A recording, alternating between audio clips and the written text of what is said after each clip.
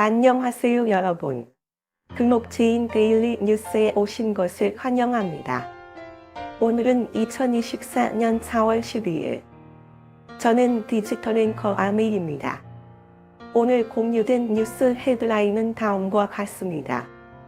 중국 본토 하오비스트와 획시어는 홍콩에서 통화순환 자산 관리 자격을 획득했으며 비트코인 현물 ETF는 이르면 4번 10월 말 출시될 예정입니다.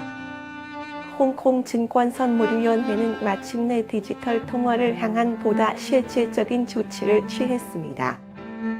홍콩 증권선물위원회는 4월 10일 이른 아침 공식 홈페이지에 가상자산운용 펀드 회사 목록을 업데이트하면서 하베스트 인터내셔널 자산운용회사 이하 하베스트 인터내셔널과 중국자산관리 홍콩을 추가했다.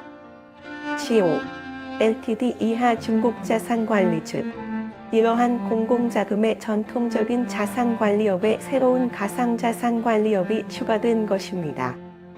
이는 본토의 주요 공공펀드 회사가 마침내 홍콩의 가상자산 산업에 진출했으며 관련 통화펀드 상품을 발행할 자격을 갖게 되었음을 의미합니다. 홍콩 증권감독관리위원회 공식 홈페이지에 따르면 현재 홍콩에는 통화순환 자산운용을 수행할 수 있는 펀드가 18개 있다. 그러나 하오비스트 인터내셔널과 차이너 에세트 매니지먼트는 홍콩에서 통화권에 진입한 첫 번째 공공자금 중 하나입니다. 컨센트 파이낸스는 올해 1월 26일 하오비스트 인터내셔널이 홍콩에서 비트코인 현물 ETF를 제출한 최초의 펀드라는 사실을 알게 되었습니다. 거의 3개월 후 하오비스트 인터내셔널은 마침내 통화순환 자산 관리에 대한 자격을 추가했습니다. 이는 하오비스트 인터내셔널 및 차이너 에세트 매니지먼트를 포함한 공공기금이 비트코인 현물 ETF와 같이 대중에게 통화순환과 관련된 펀드 상품을 발행할 자격이 있음을 의미합니다. 소매 투자자는 홍콩 증권거래소를 통해 관련 상품을 청약할 수 있습니다. 홍콩 증권감독관리위원회는 4월 15일 홍콩의 첫 번째 비트코인 현물 ETF 목록을 발표할 예정이어서 4월 10일 이른 아침에 긴급하게 가상자산관리 펀드 목록을 업데이트했다는 사실을 여러 소식통을 통해 독점적으로 알게 되었습니다. 홍콩 증권규제위원회는 원래 한 차로 총 4개의 비트코인 현물 ETF를 승인할 계획이었던 것으로 알려졌습니다. 하오비스트 인터내셔널 외에도 차이너 에세트 매니지먼트, 가시 펀드 및 대류 파워트너즈 파이낸셜도 있습니다. 하지만 4월 10일 새벽 홍콩 증권감독관리위원회가 업데이트한 가상자산운용 펀드 목록에는 도시펀드와 밸류 파트너스가 아직 등장하지 않았다. 이 두 펀드는 자체적으로 통화권 자산운용 요건을 충족하는 독립적인 바로 참고 홍콩 라이센스 책임자가 없으며 각각 통화권 기관인 해시피 캐퍼텔 및 PSFG와 협력하고 있는 것으로 파악되었습니다. 홍콩 증권규제위원회의 데이터에 따르면 해시피 캐퍼텔과 PSFG는 이미 자격을 갖춘 통화자산관리 기관입니다. 컨센트 파이낸스는 또한 차이너 에세트 매니지먼트를 포함한 일부 비트코인 현물 ETF 신청자가 한 달 이상 전에 임시팀을 구성하고 3월 둘째 주에 신청서를 제출했다는 사실을 알게 되었습니다. 차이너 에세트 매니지먼트는 초고속 규모 2주 이내에 홍콩 증권규제위원회로부터 승인을 받았습니다. 컨센트 파이낸스는 중국 펀드가 한때 소규모 비트코인 선물 기관에서 안호를 훔쳐왔다는 사실을 알게 되었습니다. 보도 시간 현재 중국자산관리 측과 연락이 닿지 않아 논평을 받을 수 없었다. 홍콩의 비트코인 현물 ETF를 제출할 때 충족해야 할 계획에는 비트코인 관리인 및 마켓메이커, 종합 가상자산 거래 계좌를 보유한 기관 등을 포함하여 최소 20개 협력기관이 포함됩니다. 홍콩의 지원 절차와 정규 커뮤니케이션 채널을 엄격하게 준수한다면 홍콩의 어떤 기관도 약 보름 만에 모든 지원 서류를 완료할 가능성은 거의 없습니다.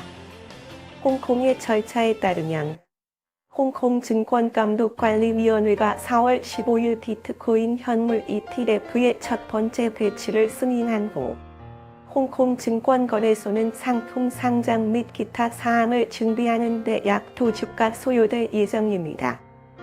전체 비트코인 현물 ETF 프로젝트 중 홍콩 증권거래소와 자세한 소통과 기획을 거쳐 약 10일 안에 완료될 것으로 예상된다. 홍콩 증권규제위원회는 당초 4월 25일경 늦어도 4월 말 이전에 홍콩의 비트코인 현물 ETF를 상장할 계획이었습니다. 이는 일반 투자자들에게 기대할 만한 가치가 있는 일입니다. 즉, 이러한 유형의 ETF를 구독함으로써 비트코인과 연계된 투자를 할 수 있으며 이는 개인 투자자들이 통화권에 투자할 수 있는 채널을 여는 것과 같습니다. 홍콩 비트코인 현물 ETF 승인은 미국 증권거래위원회가 1월 11일 첫 번째 미국 비트코인 현물 ETF를 승인한 지 약 3개월 만에 나온 것입니다. 공개 데이터에 따르면 미국 상위 10개 비트코인 현물 ETF의 자산 운용 규모는 약 570억 달러 GBTC 포함이며 상위 3개가 88% 이상을 차지합니다. 데이터에 따르면 그레이스케일 비트코인 트러스트 산하 GBTC의 규모는 미화 231억 달러입니다. GBTC는 미국 증권규제위원회가 ETF를 승인하면서 기존 태세형 펀드에서 비트코인 현물 ETF로 전환되었습니다. 당시 규모는 미국과 비슷했습니다. 300억 달러. GBTC에 이어 글로벌 대형 공공펀드 블랙록이 발행한 비트코인 현물 ETF IBIT와 피델리티 펀드가 발행한 FBTC가 각각 172억 달러, 99억 달러 규모로 운용된다. 홍콩 증권감독관리위원회는 한때 홍콩이 유사한 시장에서 나오기를 바랐습니다. 즉 하베스트 자산운용의 비트코인 현물 ETF가 블랙록의 IBIT를 벤치마킹할 수 있기를 바랐습니다. 홍콩에 관심을 갖고 있는 일부 기관 투자자들이 텐센트 파이낸스, 컨센트 파이낸스를 분석한 바 있는데 비트코인이 상승세를 보이고 홍콩 주식시장이 활발하지 않은 지금 비트코인 현물 ETF는 많은 전통적인 기관 투자자들이 할당을 희망하는 자산이다. 그러나 미국과 비교하면 홍콩의 비트코인 현물 ETF는 미국의 10분의 1 정도 규모일 수 있으며 즉 하베스트 인터내셔널의 비트코인 현물 ETF는 약 20억 달러 규모에 이를 수 있을 것으로 예상된다. 미국이 이런 종류의 ETF를 승인한 이후 홍콩 증권감독관리위원회가 이를 따라잡고 가속화하고 있는 것으로 이해된다. 법정화폐로 구매할 수 있는 미국의 비트코인 현물 ETF에 비해 홍콩의 현지 비트코인 현물 ETF에는 비트코인 현물 청약이 추가되었습니다. 즉, 투자자는 홍콩 증권거래소에서 이러한 유형의 ETF를 청약할 수 있습니다.